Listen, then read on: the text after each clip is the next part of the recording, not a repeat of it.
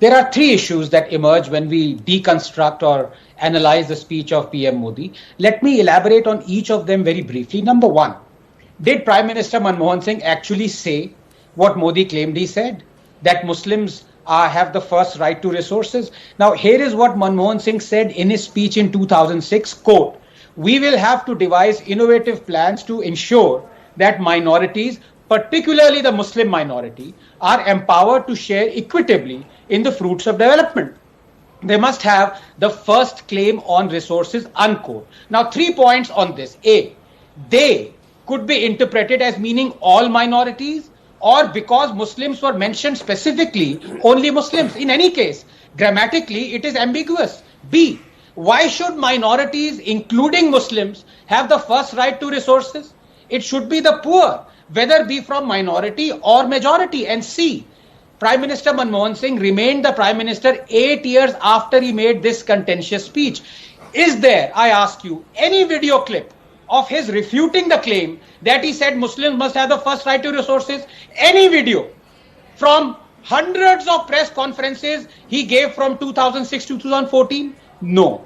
Number two, the most pertinent issue that Modi has brought up through his speech is that of the draconian, and I'm sorry, there's no other word to describe it, diabolical Congress promise of wealth redistribution, straight out of the pocket diaries of Mao and Pol Pot. Common sense tells you that beyond the wealth that is anyway redistributed through the income and corporate taxes, any further redistribution amounts to the Marxist idea of looting those who generate wealth. Or as Marx famously said, from each according to his ability to each according to his need. But who decides what is ability and what is need? Altruism must always be a fraction of truism. Congress raised corporate tax to 45% in 1991. Modi reduced it to 22%. Because common sense tells you that zealous redistribution of wealth actually reduces wealth.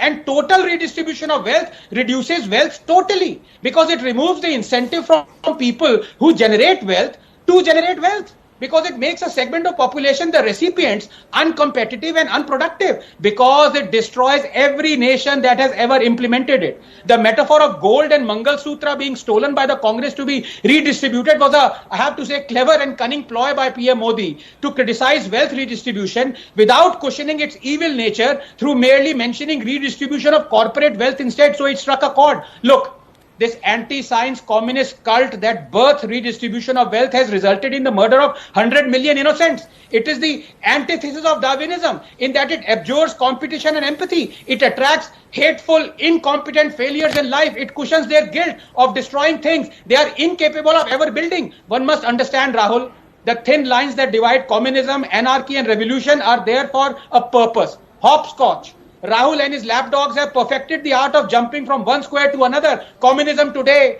anarchism tomorrow, revolution forever. Finally, just 30 seconds. Of those who say Modi indulged in hate speech. Well, if quoting a former prime minister, mentioning infiltrators and those with more kids without identifying them directly is hate speech, then what is, I ask you, chanting 5 times a day, no one has the right to be worshipped but Allah 4062, polytheists, i.e. Hindus are the worst of creatures 98:6, those who disbelieve in our verses, we will drive them into a fire, do not disbelieve as friends unless they convert and kill them if they refuse. Is that hate speech? Is singling out kafirs and ordering their murder hate speech? Answer if you have the guts. Well, I never thought that Dr. Ranganathan would also give full marks to Rahul and the Congress. Marx as in, obviously viewers, the author of the Communist Manifesto, Karl Marx.